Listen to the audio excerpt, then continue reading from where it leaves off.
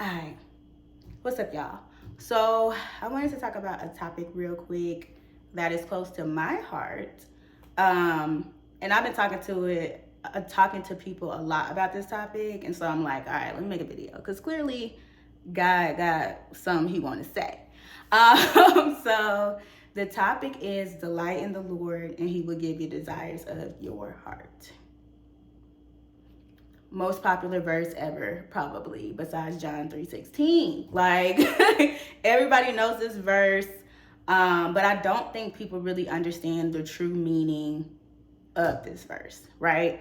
So a lot of us we focus on the desires of our heart part and not necessarily the verse part. And the actual meat of the verse is delight in the Lord, right? That's the first step. Then you'll get the second step, right? And so the reason why I want to talk about this is because I realized, let me step back. When you study the heart from the biblical perspective, you understand that the heart is very, very wicked. It's very deceitful. It's deceitful amongst all things. And that is because we have inherited sin, right, from Adam. And so a lot of our desires are more so towards the world and not towards God. And that's why, there has to be a sanctification process to our heart, in order to get where God is trying to get us to go. That being said, like I said, a lot of our desires are towards the world. So a lot of our desires come from trauma or comparison to other people, right? Or pride, or just hidden motives, wounds that need to be healed, right? Loneliness, stuff like that, instead of what God has actually said. And so that's why it's important to delight in Him.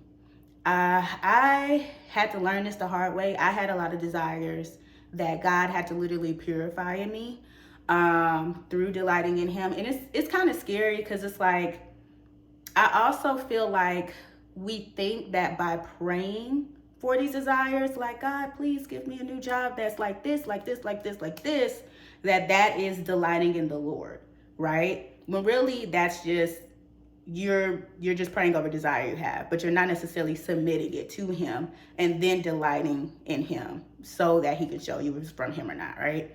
And that was the hardest part, was me submitting, starting from square one and being like, God, look, if this desire is not from you, take it away, right?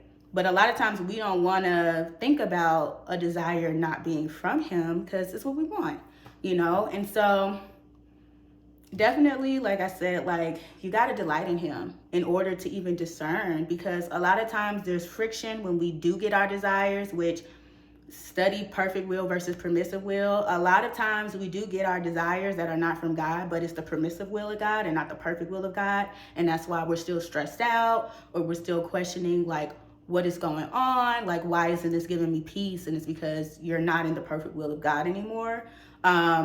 Or it's, like I said, not from Him at all, and you're trying your best to make it from Him, and He's actually protecting you, but you view it as a punishment instead of protection because you think this desire is from Him.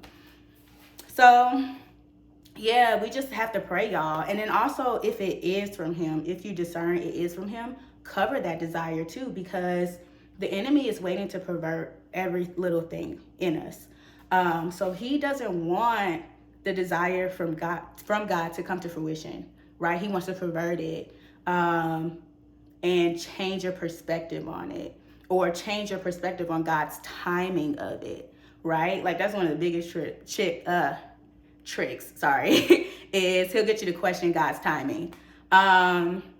And make you impatient. So definitely just cover yourself with that.